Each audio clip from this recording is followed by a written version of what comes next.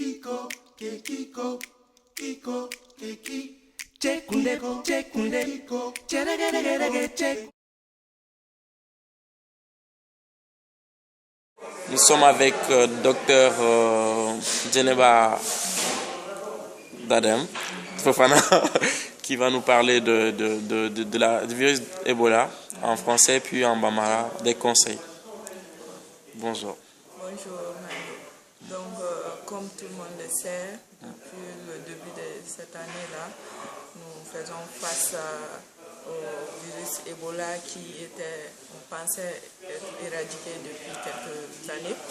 Et là, le gros souci est que ce virus s'étend maintenant dans l'Afrique de l'Ouest.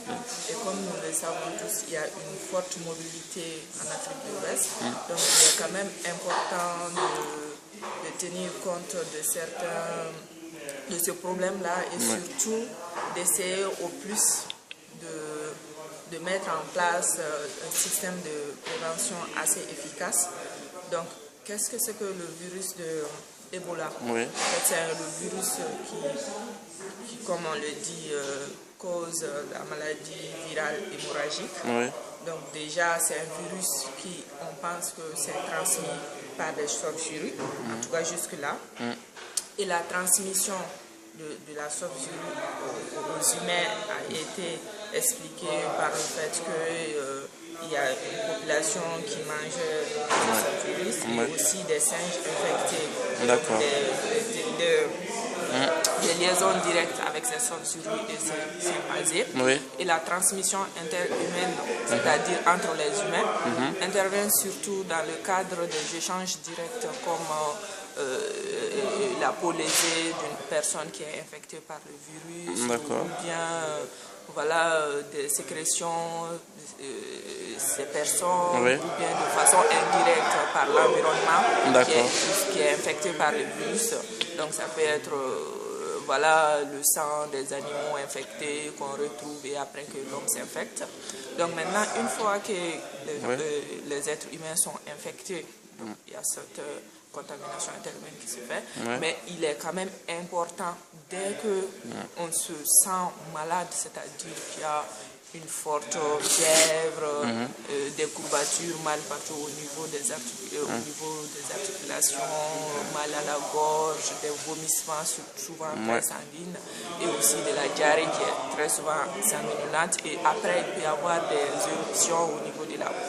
Mais il faut quand même il faut être très vigilant sur ce coup parce qu'en Afrique de l'Ouest nous avons aussi des maladies qui ressemblent un peu à cette infection à Ebola. Donc il ne faut pas voir tout de suite que voilà, toute personne qui est malade, qui a une fièvre, qui a une diarrhée, n'a pas automatiquement la maladie. On essaie de faire.